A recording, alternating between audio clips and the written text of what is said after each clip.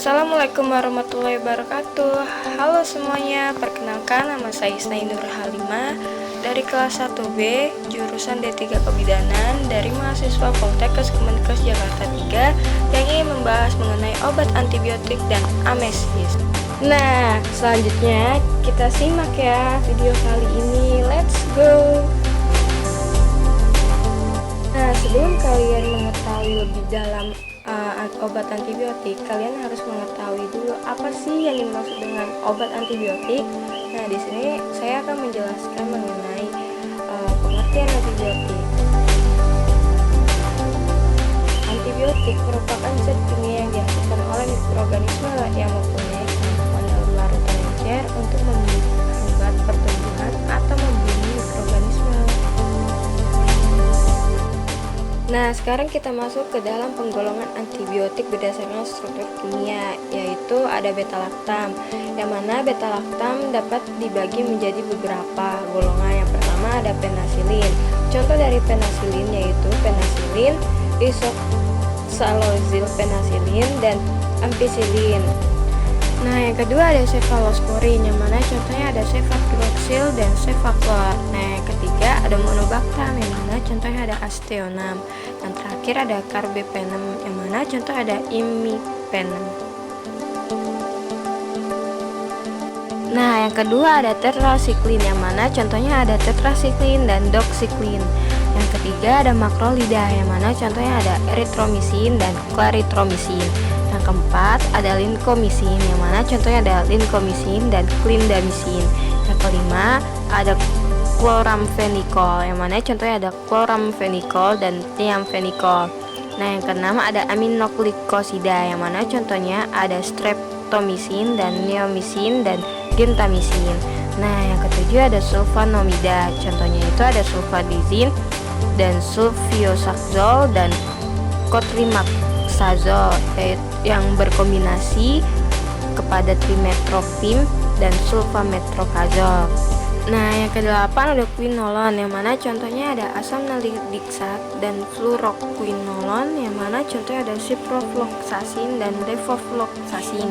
Nah, yang kesembilan ada glikopeptida, yang mana contohnya ada vancomycin dan telcoplanin. Yang ke-10 ada antimikrobakterium, isoniazid, rifampicin, dan pyrazinamid. Nah, yang ke-11 yaitu golongan lain, yang mana contohnya ada polymyxin B, bacitracin, dan oxazolidindion.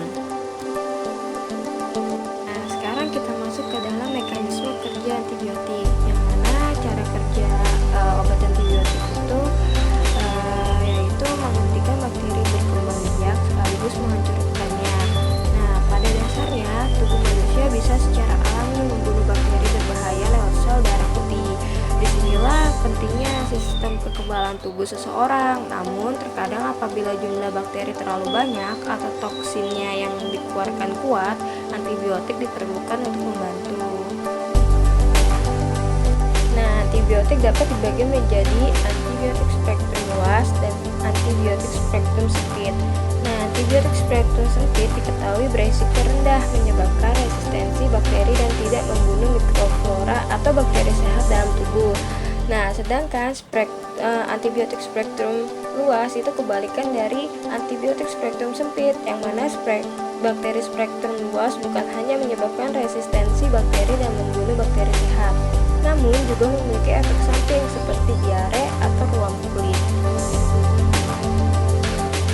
Nah, bentuk antibiotik bisa bermacam-macam, mulai dari tablet, kapsul, sirup, krim, hingga obat oles. Nah, teman-teman, kalian di sini bisa lihat ya contoh obat dari antibiotik. Di sini juga banyak jenis dan golongannya, tapi saya hanya memaparkan beberapa contoh obat antibiotik. Nah, sekarang kita masuk ke dalam pengaplikasian obat antibiotik. Nah, di sini saya ambil contoh tentang infeksi saluran kemih atau suka yang disebut dengan ISK. Nah, penyakit ini merupakan penyakit infeksi yang terjadi pada sistem saluran kemih, mulai dari ginjal, uretra, atau saluran yang membawa urin dari ginjal ke kandungan kemih, kandungan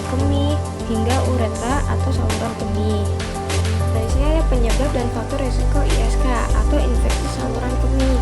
Nah, paling sering disebabkan oleh bakteri seperti E. coli dan Staphylococcus saprophyticus. Namun, selain bakteri, virus dan jamur juga bisa menyebabkan infeksi saluran kemih. Sementara itu, ada beberapa faktor resiko yang bisa menyebabkan seseorang rentan terkena ISK atau infeksi saluran kemih, yaitu pernah menderita infeksi saluran kemih sebelumnya. Nah, yang kedua itu kurang menjaga kebersihan area kelamin. Nah, yang ketiga, kesalahan dalam cara merawat organ intim seperti mendahulukan membersihkan anus saat cebok, khususnya untuk ISK pada wanita. Yang keempat, sering menahan pipis itu juga bisa menyebabkan ISK. Nah, yang kelima, penyumbatan pada saluran kemih misalnya karena batu ginjal, pembesaran kelenjar prostat, atau kelainan bawaan lahir pada saluran kemih. Nah, yang keenam, kondisi yang membuat sistem kekebalan tubuh lemah misalnya seperti penyakit diabetes dan efek samping pengobatan kemoterapi. Nah, yang ketujuh, penggunaan sabun pembersih vagina. Yang kedelapan, sering berhubungan seksual. Nah, yang kesembilan, pemakaian kateter dalam jangka panjang. Nah, perlukah ISK diobati dengan antibiotik? Jawabannya iya, perlu pada gejala ISK yang berat, yaitu yang disertai demam, nanah atau darah pada urin, kesulitan mengontrol buang air kecil, sering ngompol, atau nyeri berat pada pinggang atau punggung. Nah, antibiotik untuk ISK ini diperlukan dalam pengobatan. Selain itu, obat antibiotik juga perlu diberikan pada ISK yang tidak membaik dalam waktu lebih dari 2 hari, yang dirasakan semakin parah atau sangat sering kambuhnya. Nah, di sini ada beberapa banyak pilihan jenis antibiotik untuk ISK yang bisa digunakan. Di antaranya saya tampilkan di layar kaca ini ya, ada 7 obat antibiotik.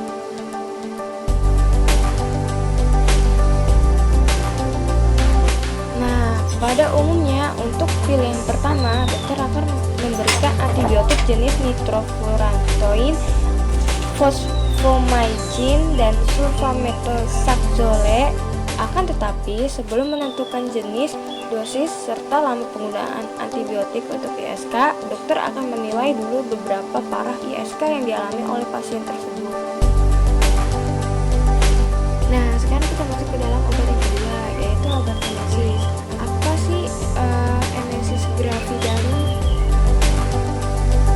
Nah, emesis gravidarum atau nama lainnya Nemsi gravidarum atau disingkat dengan NVP atau lebih dikenal dengan istilah morning sickness adalah gejala mual, biasanya disertai muntah yang umumnya terjadi pada awal kehamilan, biasanya pada trimester pertama. Kondisi ini umumnya dialami oleh lebih dari separuh wanita hamil yang disebabkan karena meningkatnya kadar hormon estrogen. Dalam beberapa kasus, gejala yang sama pula dialami oleh para wanita yang menggunakan kontrasepsi hormonal atau menjalani bentuk-bentuk terapi hormonal tertentu. Nah, gejala ini biasanya timbul di pagi hari dengan frekuensi yang akan menurun setiap harinya, sering dengan bertambahnya usia kehamilan. Sekarang kita akan masuk ke dalam penyebab terjadinya emesis. Yang pertama itu ada meningkatnya sensitivitas pada bau. Yang kedua, kekurangan vitamin B6. Yang ketiga, peningkatan hormon progesteron. Yang keempat, meningkatkan hormon HCG.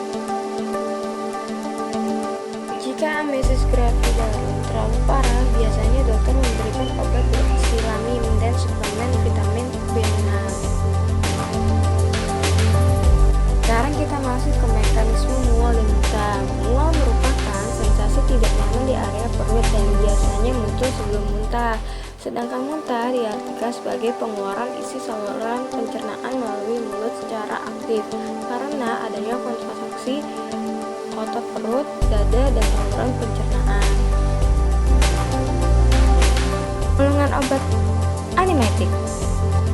Yang pertama, obat antiemetik untuk mabuk perjalanan, yaitu contoh obatnya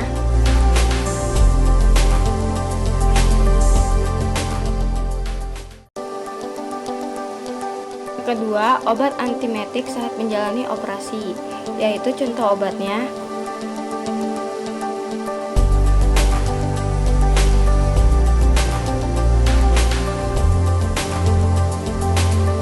Ketiga, obat antiemetik untuk pasien yang menjalani kemoterapi. Contoh obatnya sebagai berikut.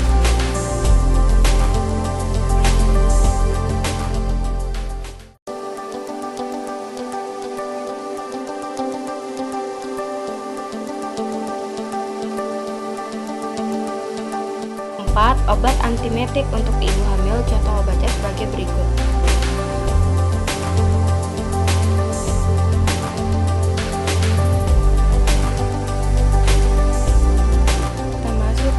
Aplikasi dalam pengobatan. Metoclopramide adalah obat yang digunakan untuk meredakan mual dan muntah yang bisa disebabkan oleh penyakit asam lambung, efek samping dari prosedur bedah, kemoterapi, atau radioterapi. Nah, metoclopramide ini bekerja dengan cara mempercepat pengosongan lambung sehingga mengurangi rasa mual dan mencegah muntah. Obat ini tidak boleh digunakan dalam jangka panjang dan hanya boleh digunakan sesuai resep dokter saja. Ada dosis dan aturan pakai metoclopramide, yang mana dosis metoclopramide yang diresepkan dokter dapat berbeda pada tiap pasien. Nah, tujuan obat ini itu mencegah mual dan muntah akibat kemoterapi atau radioterapi. Contoh obatnya itu tuh seperti obat minum, yang mana bisa berbentuk tablet, kaplet, atau sirup. Untuk orang dewasa yaitu 10 mg dengan mengkonsumsi 3 kali sehari dengan dosis maksimal 30 mg per hari. Durasi pengobatan maksimal 5 hari. Nah, untuk anak-anak itu 0,1 sampai 0,15 mg atau 3 kg berat badan dengan mengkonsumsi 3 kali sehari dengan durasi pengobatan maksimal